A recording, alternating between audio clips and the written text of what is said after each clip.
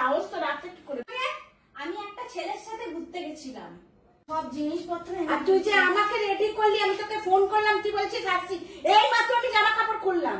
তোর এটা কি স্বভাব? তুই বল আমাকে রেডি করে নিয়ে যাও, তোমাকে আমি সাথে করে নিয়ে গেলাম। তুমি আমি এত সেজে গুজেতে গেছি, আমি কি ছেলে দেখতে পারতাম না? ছেলেরা আমাকে দেখ, তুমি তো ছেলে আমার দিকে তাকালি কটকট করে এরকম ভাবে তাকালি। তুই আমাকে রেডি করে রেখেছিস যে বাইরে খাবে, আমি রান্না করে দিয়েছি। আমি রান্না করে নিয়ে আজকে কি খাবে বললি যে বাইরে যাবো, তোমাকে বাইরে খাওয়াবো সব। আমি এই মাত্র জামা কাপড় আমি অর্ডার করে দিচ্ছি, খেয়ে নেবে।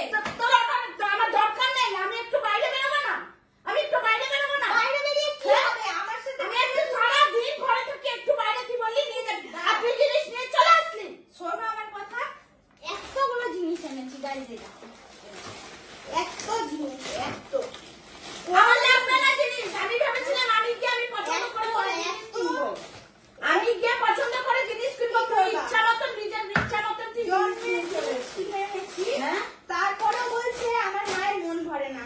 বলো কার বাড়ির ছেলে মেয়ে এনে, আজকালকার ছেলে মেয়েরা মা বাবাকে দেখেন। আমি এত জিনিস এনে দিয়েছি তোমাকে, তুই আমাকে কি বলেছিলিস?